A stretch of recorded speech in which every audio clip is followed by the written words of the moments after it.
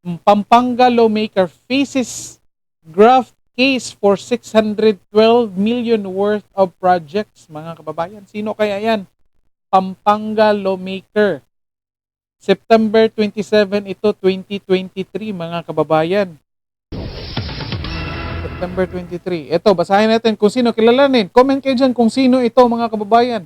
Kasi basically, pagtanggap mo, at ito, ibig sabihin ito na inaral na nila, ibig sabihin, may nangyari ng naumpisahang proseso, mga kababayan.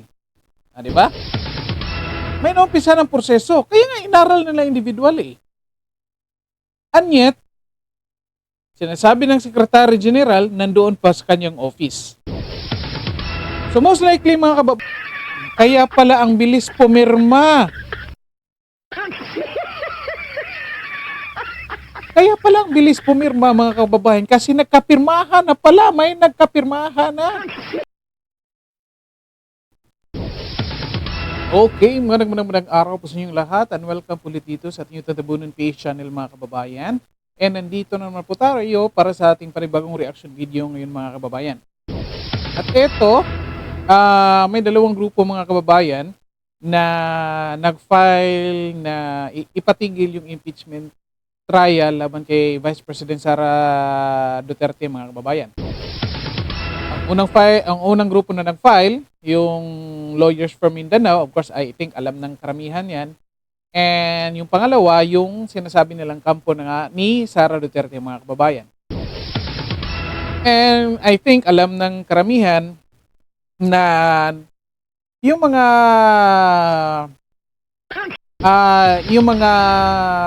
congressman, mga kababayan, automatically ang bilis maglabas ng mga statements dito, mga kababayan. Halatang nagka-trial by publicity, mga kababayan. Stop it. Halata. Bakit? Kasi well, anyway, hindi magkaiba naman tayo itong mga kababayan. Kasi kung ako yung kongresista, mga kababayan, nakafile, nakapagpirma ng impeachment case, nakapag-transmit ng impeachment case doon sa Senate, mga kababayan, hintay na lang na kung kailan yun umpisahan, most likely, hindi na ako magsasalita. Kasi gagawin na, hihintay na lang yung tamang proseso, mga kababayan. Okay? And yet, itong mga kongresista, mga kababayan, immediately naglabas ng mga salita. Kung pakikinggan natin, mga kababayan, halos lahat, mga kababayan, na mga statements nila ay on defensive mode, mga kababayan, at ito, pinapalabas nila na takot si Sara Duterte, mga kababayan. Tanong natin dito, Sara Duterte kaya yung takot, mga kababayan, sa impeachment case? Or itong mga kongresista na ito takot kung anong magiging desisyon ng Supreme Court, mga kababayan? Comment kayo dyan kung ano sa tingin ninyo. At ito, pag-uusapan natin ngayon, mga kababayan, pagpapakita ko ng mga videos dito, na kung saan itong mga kongresista ito, ang totoo pala, natatakot ito sa Supreme Court, mga kababayan, at sa taong bayan, lalo na kung hindi nila kayang i-impeach ito or tanggalin si Sara Duterte, mga kababayan. Nako, stay tuned kayo, mga kababayan, hanggang sa huli kasi yun nga, may papakita akong mga proof, i-explain natin kung bakit di itong mga taong ito, mga kongresistang ito, natatakot na ngayon. Kaya gusto talaga nilang i-impeach itong si Sara Duterte, mga kababayan. At ito, umpisahan na natin, mga kababayan. Ito. By the way, bago natin umpisahan, paki-like and share ng video natin, mga kababayan, and then paki-subscribe na rin po. And sa lahat ng nakapag-subscribe na, maraming salamat sa inyo. At sana po magpatuloy kayong sumuporta dito sa ating channel. Okay, maraming salamat. Kasi palakpakan naman. Sorry, mali pala. Sorry. Palakpakan. Okay, ito, mga kababayan, pakinggan natin. Anong reaction dito ni Congressman Luis Tro, mga kababayan? Dahil sa subject matters ito sa mga pagdinig ng House Good Government and Public Accountability. Wala pong sapat na basehan ang Korte Suprema para mag-issue ng TRO. Ang tapang. Stop it. Oh, confident si Attorney Congressman Luis Tro, mga kababayan. Bakit kaya? Bakit kaya, mga kababayan? Ano sa tingin? Comment kayo dyan. Matibay kayang kaso laban kay Sara Duterte, mga kababayan, or matibay yung connection niya doon sa or may connection ito, mga kababayan? Ano kaya sa tingin nyo? Of course, hindi ko pinagdududahan yung Supreme Court, mga kababayan. Ako, honestly, mga kababayan, 100% yung tiwala ko sa Supreme Court. Kasi nga, itong Supreme Court na lang yung inaasahan natin ngayon, mga kababayan. Wala na. Itong Congress, wala na. Contaminated na ito, mga kababayan. 80% ng mga congressman, mga kababayan, kontrolado na ng pera, mga kababayan. Well, kahit, hindi ito, totoo naman sinasabi ko, mga kababayan. Ang daming naglabas na mga kongresista, mga kababayan, ng statement, bakit sila pumirma. At bakit sila pumirma? Kasi, dahil sa pera, mga kababayan. At ito nga, tanong ko lang, bakit ang confident nito ni Attorney Luis Tro, mga kababayan? Well, anyway, ito, papatuloy natin, pakinggan natin, mga kababayan. Regarding the impeachment complaint, we did follow the verification rule. Yun pong sinasabi nilang hindi namin kayang aralin ang 7 articles of impeachment in a day. This is misleading sapagkat ang totoo po niyan, since the filing of the first 3 impeachment complaints ay nagkaroon na po ng individual evaluation ng mga congressmen. Ito po ating Huli, mga kababayan. Stop it. Huling-huli sa bibig. Sa bibig niya galing mismo, mga kababayan. Bakit? Ano sinasabi niya? Dito, individual evaluation ng mga congressmen. Ito po nung natanggap nila, yung na-file yung first 3 impeachment case laban kay Sara Duterte, mga kababayan, nung December, mga kababayan, kung natatandaan ninyo, sinasabi dito ni Attorney Luis Tro, Congressman Luis Tro, mga kababayan, na inaral na daw nila individually yung case, mga kababayan. Anong ibig sabihin yan? Ang lumabas sa balita, mga kababayan, na kung saan tinanggap ng Secretary General ng Congress yung 3 impeachment case. Pagkatapos na ano nangyari? Nasa opisina lang niya, mga kababayan. Kaya nga nagrally nga nung yung mga pro-impeachment, mga kababayan, kaya nga nagrally sila kasi hindi inaksyon na ng Secretary General, mga kababayan. Anyat anong sinasabi dito ni Congressman Luis Tro? Inaral na nila individually. Anong ibig sabihin yan? So basically, mga kababayan, it's either gumawa sila ng kanilang sariling rules or procedures, mga kababayan, na kung saan pagkatapos matanggap ng Secretary General,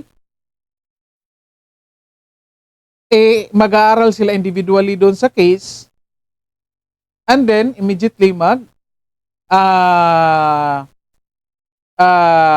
months after magpirma na sila, mga kababayan, boboto na. Or kasi nga, mga kababayan, magiging issue ito. Bakit? Kasi basically, pagtanggap mo at ito, ibig sabihin ito na inaral na nila, ibig sabihin may nangyari ng naumpisahang proseso, mga kababayan. Di ba? May naumpisa ng proseso. Kaya nga inaral nila individually. And yet, sinasabi ng Secretary General, nandoon pa sa kanyang office. So most likely, mga kababayan, magbibigay ito ng duda doon sa pang-apat na impeachment case na final noong February 5 at immediately pinirmahan nila.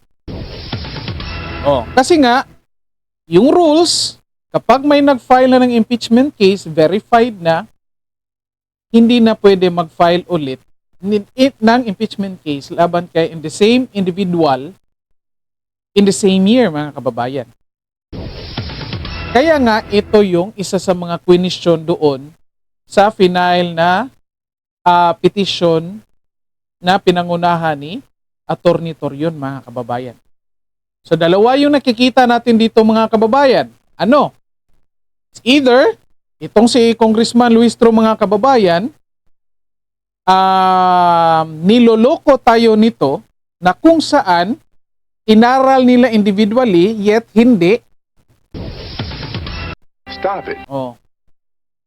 Again, inaral nila, sinabi niya, inaral nila individually, and yet, posibleng hindi. Pero, pwede ring inaral talaga nila, and yet, sinasabi nila, hindi pa nag-umpisa yung procedure kasi nandoon pa yung complaint sa office ng Secretary General, mga kababayan. So, issue ito, mga kababayan. O kahit sabihin nila kasi may naglabas ng video dati ng interview si Franz Castro, mga kababayan, na kung saan sinabi niya nagpadala siya ng kopya ng impeachment complaint through their group chat, mga kababayan. Posible rin. Pero sa mga nakaraang buwan or weeks, mga kababayan, ang mga sinasabi ng mga congressman hindi pa nila nabasa. So, sino nagsisinungaling ngayon, mga kababayan? Isa lang masiguro natin ngayon, mga kababayan, na kung hindi man sila lahat, at least isa sa kanila ang nagsisinungaling dito, mga kababayan. Isa dito, mga kababayan. At ito, pagpatuloy natin. Ang ating mga paliwanag na ito ang dahilan kung bakit kami naniniwala na dapat i-dismiss, i-deny itong petition for issuance of TRO with regards to the impeachment complaint. Ayon naman kay House Senior Deputy Speaker Aurelio Gonzales, Ano ba? Ang tindi, mga kababayan, ni Congressman Luis Tro, mga kababayan, no? Talagang confident siya, mga kababayan. Hindi ko lang, again, yan lang talagang duda ko, mga kababayan, ha? Na kung bakit ang sobrang confident dito ni Attorney Luis Tro, mga kababayan. Again, stay tuned kayo hanggang sa huli, mga kababayan, kasi explain natin ito. Pipilitin kong maiksi lang ito, mga kababayan, na may pakita ko itong lahat sa inyo para ma-evaluate natin talaga. Okay? Kasi nga, ang lumalabas ito, mga statements nila, mga kababayan, pakinggan natin. Lalo na itong isang kongresista, mga kababayan, no? Tingnan natin yung statement niya dito. Ito, ha? malinaw ang konstitusyon, tanging pribilehyo ng Kongreso ang impeachment. Tila natatakot din anya ang kampo ng mga Duterte, kaya gusto ng pigilan ng impeachment process. O, di ba? Anong pinapalabas dito, mga kababayan? O, nag-trial by publicity na ito, mga kababayan. O, tingnan nyo. Kasi nga raw, takot yung Vice President or ang kampo ni Duterte, mga kababayan, na matuloy yung impeachment case or trial laban kay Vice President Sara Duterte, mga kababayan. Ako. Stop it.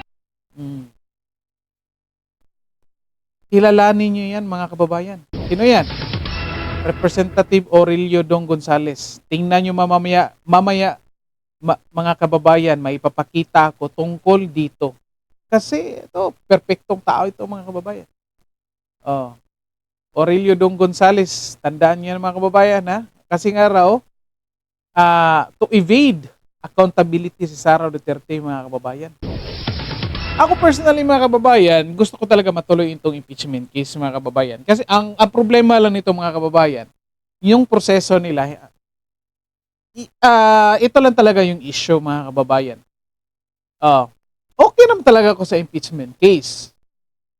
Sa impeachment trial, mga kababayan. In fact, gusto ko ngayon para ako sigurado ako mapahiya itong mga kongresista na ito, mga kababayan. Ang problema lang talaga yung proseso.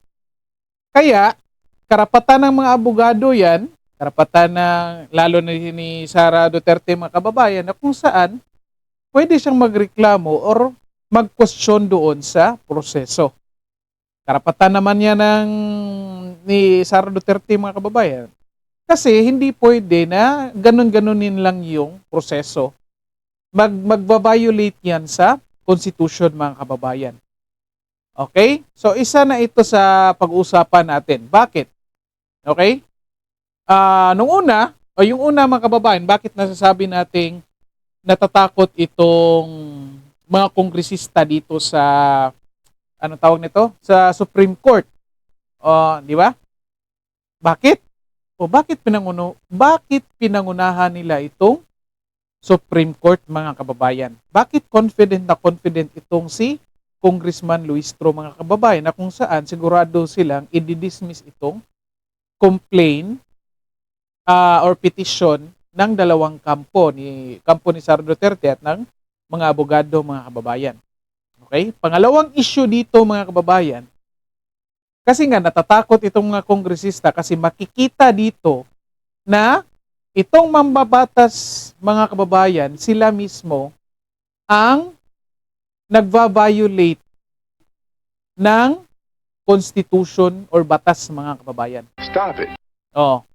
Kasi nga, mambabatas sila. Expected, alam nila yun. Ang problema, kapag pinapakita dito na nagva-violate ka ng constitution, ang iisipin ng karamihan na ikaw, isa kang congressman, mambabatas ka, yet hindi mo alam yung constitution.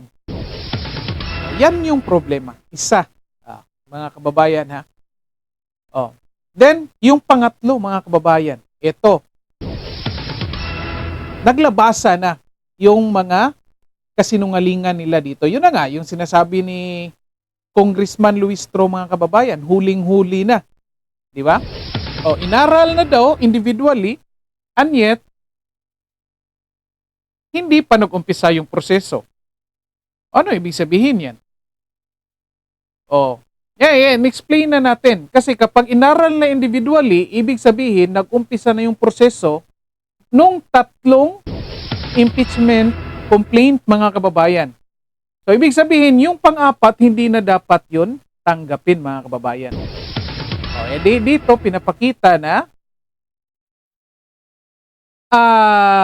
at least isa sa kanila, mga kababayan, kung hindi man sila lahat, isa sa kanila dito ang nagsisinungaling. Mga kababayan. Bakit? Ito, may balita. Tingnan nyo ito, mga kababayan. May papakita ako. February 4, mga kababayan, ito. Yung impeachment case na pinail, mga kababayan, February 5. Noong lunchtime. And yet, nagkapirmahan buong hapon until 3 or 4 p.m. Yun na nga, kaya nga ito yung issue na ni-raise ni Atty. Torion, mga kababayan. Kasi, lunchtime lang pinail, nagkapirmahan buong hapon, 240 pa yung pumirma. So, medyo questionable. Diba? And yet, sinasabi na, ni-review na namin. And yet, itong sinasabi ng Secretary General noong February 4, mga kababayan. The Philippine House Secretary General expects 3 impeachment complaints against Vice President Sara Duterte to be forwarded to the Office of the Speaker this week. This week, February 4, mga kababayan. Kalahin nyo, kinabukasan yan, nagkapirmahan ka agad. Reginald Velasco has repeatedly said he's still waiting for a 4th impeachment complaint before he can forward all of these to Speaker Martin Romualdez. The 4th complaint has yet to be filed. Lawmakers who endorsed the previous complaints have aired their frustration about the lack of action by the Secretary General. Lack of action, mga kababayan, ha? Ang technique kasi nila dito, mga kababayan, hindi ito inaksyonan yung first 3 impeachment, mga kababayan. Kasi nga, kapag inaksyonan nila ito, mag-uumpisa na yung 1-year ban na hindi na pwedeng may mag-file ulit ng impeachment case laban sa iisang tao pa rin, mga kababayan. Okay? Kaya nga hindi ito inaksyonan. Yan yung nakikita, diniscuss natin sa isa sa mga videos natin yan, na ito, posible nga technique ito. At ito na nga nangyayari, mga kababayan. February 4, until February 4, hindi inaksyonan kasi nga may hinihintay, mga kababayan. Pero, ito, ang sinasabi dito ni Luistro, mga kababayan, ay kung saan nagkaroon na ng individual na evaluation, mga kababayan. Ano dito ngayon? At ito, patuloy natin ito, mga kababayan. Ito, tandaan nyo ito, ha, kasi may papakita akong mga, kasi,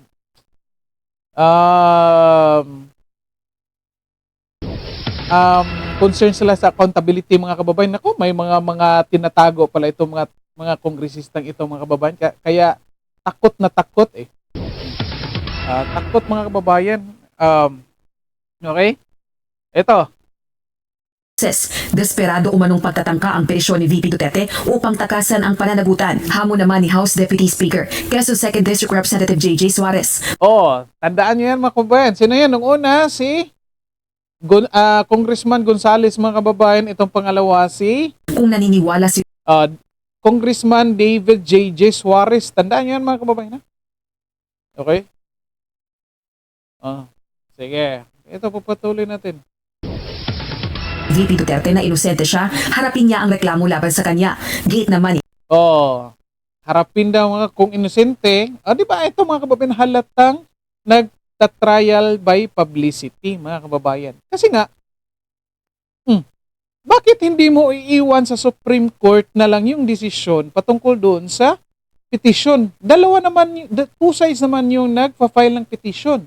Yung gustong ituloy yung umpisahan yung impeachment trial at saka yung gustong ipapatigil yung impeachment trial. Bakit ka pa maglalabas ng mga statements na ganito? Gusto nito, trial by publicity na talagang gustong siraan si Sara Duterte, mga kababayan. Ito, no? Yung itong walang liig, mga kababayan. Pakinggan natin. ni House Assistant Majority Leader, Tingog Party List Representative Jude Asidre. Natataranta na si VP Duterte. Di ba? Natataranta na daw si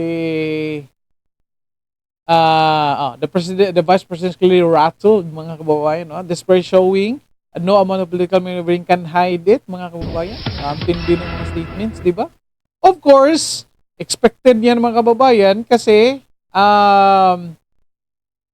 tawag nito, bandwagon effect yung purpose nila dito, mga kababayan, na kung saan yung mga neutral na mga tao, yung wala pang sides, yung nag-i-evaluate pa, gusto nilang i-convince dito, mga kababayan, na talagang ito si Sara Duterte may ginagawang kalokohan. Ito again, tingnan nyo hanggang sa huli, mga kababayan, kasi papakita ko isa-isa dito, mga kababayan.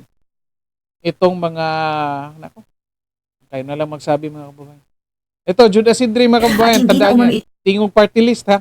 Ito maitago sa manipulasyon sa politika. Hindi naman mai-intimidate ang House leader sa anumang pagtatangkang i-delay ang impeachment process. Tinuliksari ng Makabayan Bloc lawmakers ang hakbang ng pangalawang Pangulo. Panawagan din nila, ituloy ang proseso ng impeachment at huwag hayaang hadlangan ng anumang legal na taktika. Anyway, sige mga kababayan. As promised, mga kababayan, may papakita ako dito. Ito. Magpa-quiz tayo. Ay nako, lumabas ng pangalan tuloy. Tingnan na lang. Ito para. Pampanga lawmaker. Hindi ko alam kung makikita nyo dito, mga kababayan. Putol. Teka lang, adjust ko muna, mga kababayan. Paano ba ito? Paano ba ito para makita? Ayan. Kita na ba? Hindi ko alam.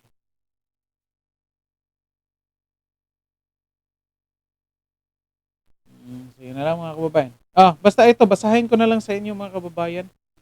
Pampanga lawmaker faces graft case for 612 million worth of projects, mga kababayan. Sino kaya yan? Pampanga lawmaker. September 27 ito, 2023, mga kababayan. September 23. Ito, basahin natin kung sino, kilalanin. Comment kayo dyan kung sino ito, mga kababayan. Comment kayo dyan bago natin pakita.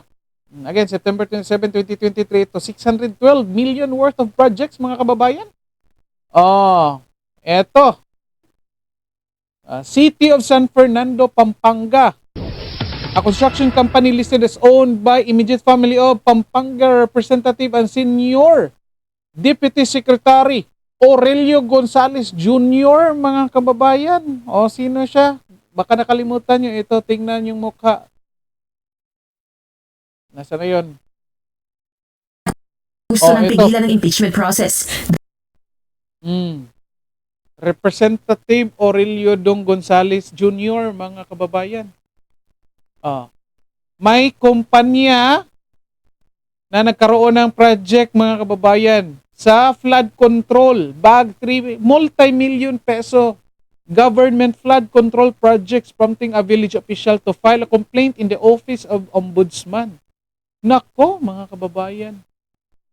Gonzales, 5 of his family members and 4 Department of Public Highways officials were sued for alleged violations of the Anti-Graft and Corruption Practices Act and possession of prohibited interest by a public officer under Article 216, mga kababayan. Di ba? Oh. And yet, anong sigaw nitong mga taong to, mga kongresistang ito, mga kababayan? Impeach Sara Duterte. Di ba ang gagaling? Ang gagaling, kababayan. Ito, tingnan pa natin. Anong sabi ni Martin Romualdez? Ito pa. Tingnan natin. Tingog Party List pulls out of DBP PhilHealth Agreement. Bakit, mga kababayan? December 19, 2024 ito. Kasi nga, nahuli na ito. May mukha. Jude Asidre, mga kababayan, ng Tingog Party List. Bakit? Kung sa yung hindi familiar doon sa agreement, mga kababayan, ang gusto ng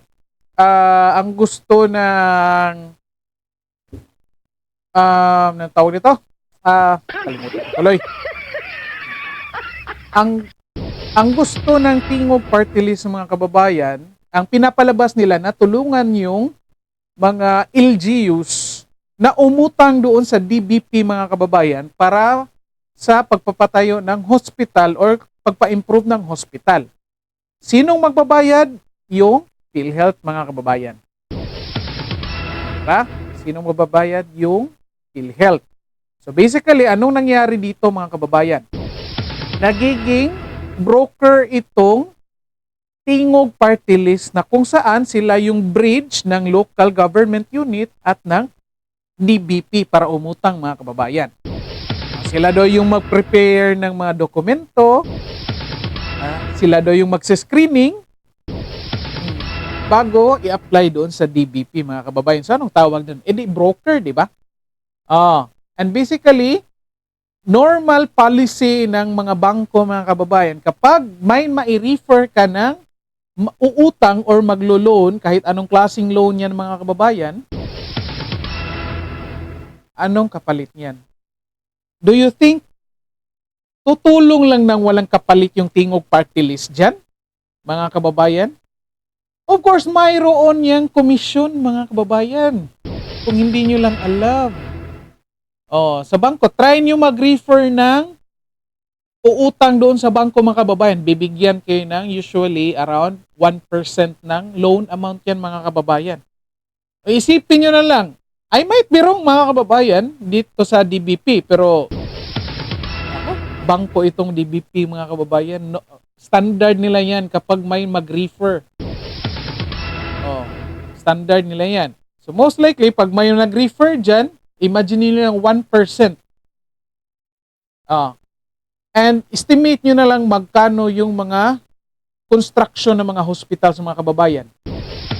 Sa tingin nyo, 1 million lang yun? Sa tingin nyo, 1 million lang yung cost niya yan? Most likely, more than 10 million yung mga construction na mga mga kababayan. And yet, sinong magbabayad niyan? Kasi tatlo itong agreement nila, mga kababayan, DBP, Tingog Party List, at PhilHealth. Sinong magbabayad doon sa inutang sa DBP, mga kababayan? Of course, ang magbabayad yung PhilHealth, mga kababayan. So basically, ano na nangyari dito?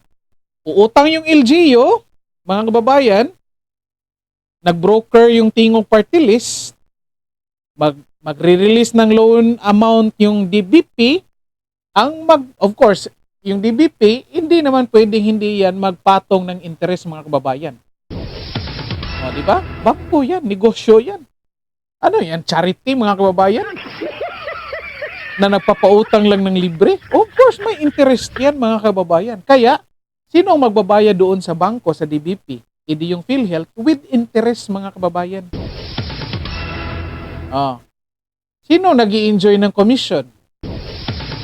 Hindi yung Tingog Party List, mga kababayan. Di ba? Ang galing, palakpakan. Ang galing, mga kababayan. Napakagaling. And yet, anong ginawa dito? Tingog Party List pulls out of DBP PhilHealth Agreement, mga kababayan. Pull out sila kasi pinuna sila dito ni Bato de la Rosa, mga kababayan. Kasi paimbestigahan sila dito ni Ronald Bato de la Rosa, mga kababayan. Nagkaroon ng, ano tawag nito? Privilege speech si Bato de la Rosa para punahin itong ginagawa ng Tingog Party List, mga kababayan. Ito pa, meron pa. Pangalawa na yan. Ito. Ay! Naku, nakita niyo yung mukha, mga kababayan. Ito. Quezon City, Solon faces raps over 56 million in unliquidated funds during gubernatorial tenure, mga kababayan. December 15, 2020 ito, mga kababayan. Nako! Anong sigaw? Impeach Sara Duterte, mga kababayan. Diba? Palakpakan na. Diba mga kababayan, hindi ko sinasabi dito na dapat si Sara magtapon din ng issue sa kanila. Hindi, mga kababayan. Ang sinasabi ko dito, mga kababayan, para mapagtakpan itong mga katarantaduhang ginagawa ng mga kongresistang ito, mga kababayan, ito si Sara Duterte gusto nilang ipaalis, mga kababayan, kasi alam nila na si Sara Duterte may hinahawakan against sa kanila, mga kababayan. Alam nila na kung mauupo yan si Sara Duterte, mga kababayan, ng kahit anong posisyon, mga kababayan, hindi na ito kayo na. David Suarez was slapped Monday with a graft complaint before the Office of the Ombudsman over alleged unliquidated cash advances totaling 56.143 million pesos from 2013 to 2018, mga kababayan. Grabe naman. Yet, anong sigaw? Impeach Sara Duterte. Ito panghuli, mga kababayan. I don't know kung kilala nyo ito, mga kababayan. Nako! Ano ito? Kontrata ito, mga kababayan. Pinapakita ko sa inyo. Alro Construction and Development Corporation, mga kababayan. Alam nyo kung kanino yan? Comment kayo dyan kung kanino ito, mga kababayan. Comment kayo. Ito, may papakita. I don't know kung mababasa nyo. Ito, nilagay dito, mga kababayan, ang may-ari. Ito, January 2025 ito, ha, mga kababayan. Na, magkano ito? 112 million 325,746 pesos, mga kababayan. 112 million contract, mga kababayan, ng Alro Construction and Development Corporation, mga kababayan. Sinong may-ari? Ito yung may-ari, mga kababayan. Nasaan na yung pangalan na yun? Dito, mga kababayan, Basil Ramon Gutierrez, mga kababayan. Nako, sino yan? Ama ni One Rider Party List representative, mga kababayan, Rog Gutierrez, mga kababayan. Kaya pala ang bilis pumirma.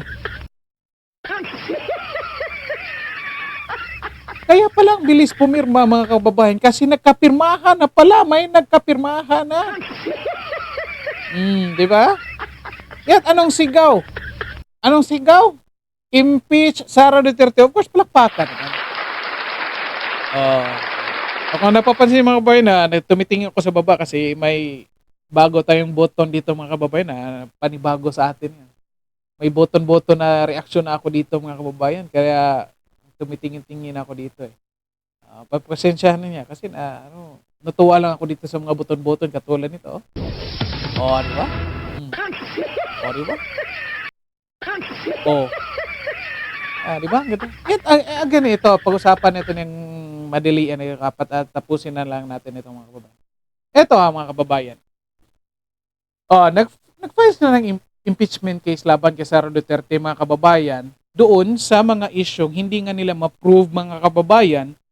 Sabihin natin yung doon sa confidential funds kasi sinasabi nila yung confidential funds yung isa sa pinakamabigat na issue doon mga kababayan. Yet in the first place, hindi nga nila napatunayan. Ang napatunayan lang ay na-withdraw yung pera mga kababayan at ibinigay doon sa dalawang security ng in charge ng intelligence gathering mga kababayan. Yet, nag-file pa rin sila ng impeachment case. Gusto nilang i-impeach si Sara Duterte mga kababayan. Pero ito, nakita natin, 4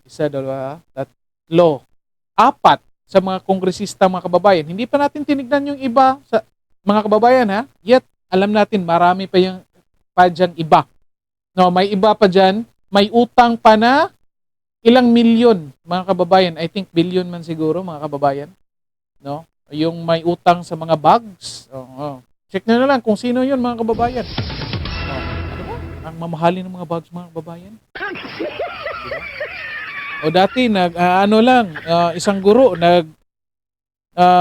anong tawag? Pedicab lang mga kababayan. Ngayon ang ganda na ng van, di ba? Kilala niyo yan. Yet ito 4 pa lang yung pinapakita natin dito mga kababayan. Yet ito pa yung mga taong ang kakapal ng mukha na ipa-impeach dito si Sara Duterte mga kababayan. Again, hindi nila na-prove ito mga kababayan ha. At pinapalabas nila dito sa mainstream media, ito namang mainstream media, kinakagat naman, kasi gusto nga rin nila ma-impeach si Sara Duterte kasi alam ng mga Duterte na may mga kalokohan din yung mga mainstream media mga kababayan. Natatakot talaga sila dito mga kababayan. Ito, binabanatan talaga nila dito Sara Duterte mga kababayan. Kung ito lang punta natin mga kababayan, kung talagang sa tingin nila matibay yung ebidensya mga kababayan, hindi na ito dapat sila nagsasalita in public. Diba? Kung ano man ang gagawin ng kampo ni Sara Duterte mga kababayan, katulad ng pag-file ng petition doon sa Supreme Court, hayaan na nila yung Supreme Court na mag-decide whether ipagpatuloy ba yung impeachment trial or maglabas talaga ng temporary restraining order. Kasi nga may issue doon sa proseso na diniscuss natin earlier mga kababayan. Okay? And yet, itong mga taong to, itong mga kongresistang ito, na may mga kaso naman, yung iba may bagong kontrata lang sa DPWH, naglalabas ng mga statement para lang talaga siraan si Sara Duterte mga kababayan. Naku. Kaya nga nasasabi natin dito mga kababayan na talaga itong mga taong ito takot dito sa Supreme Court. Naku mga kababayan. Kung maglabas itong Supreme Court ng TRO mga kababayan at sabihin yung may issue talaga dito sa proseso ng impeachment case na ginawa ng Congress mga kababayan, ako, pinapakita talaga dito na itong mga kongresistang ito mga kababayan, number 1, naninira lang kay Sara Duterte at the same time walang alam sa kanilang pinagagawa dyan sa Congress mga kababayan. Ang gusto lang nila ay magkaroon ng mga kontrata dito sa DPWH. Kaya no wonder mga kababayan na lumaki talaga yung budget ng DPWH for 2025.